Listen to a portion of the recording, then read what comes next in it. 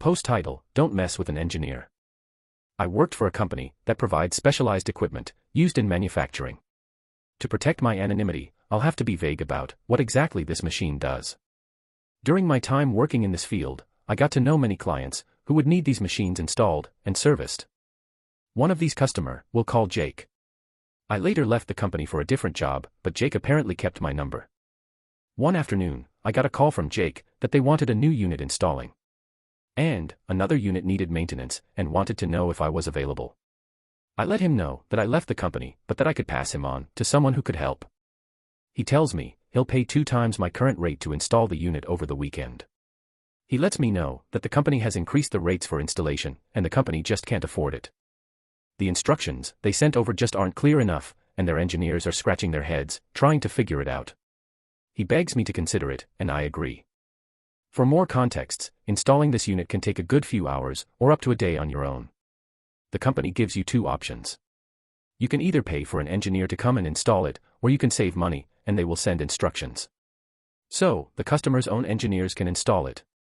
The instructions aren't easy to follow, and it's company policy that if someone has started to install the equipment, the supplier wouldn't get involved, since they couldn't verify that any of the pieces were broken.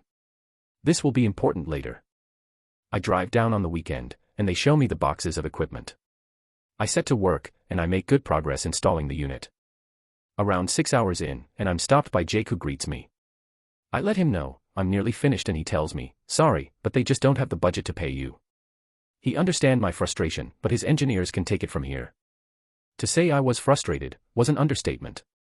I wanted revenge. There's a small button inside the unit that changes the unit into test mode.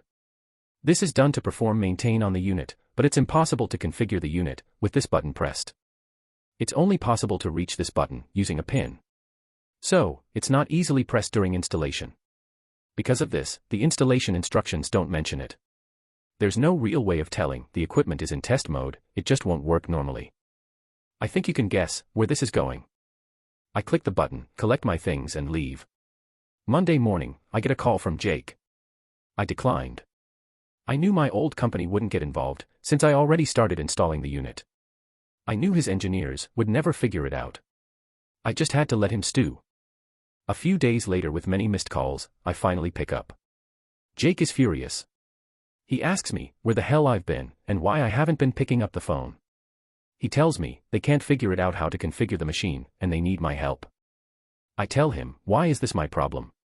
You won't pay me. He told me he was sorry, and they would work something out if I could get there as soon as possible. I told him, oh no, you're going to pay me £7,000 up front before I do anything. I'd never felt this powerful before. He screamed at me for a bit and hung up. He called back a day later, after saying he's sorry for how he acted, and said that if I could come fix it, he would pay me, in a totally defeated tone. He tried to fight it, saying he'll pay when I was done, but I was having none of it. After a bit of back and forth, he agrees to pay me. The money hit my account, and I came in the next day. The look of confusion over his face when I took out a pin and changed the unit from test mode was priceless. It was even more priceless seeing his reaction to me packing up my tools and leaving after only 20 minutes of configuring. Easiest £7,000 I'd ever made. Don't try to mess with a professional problem solver.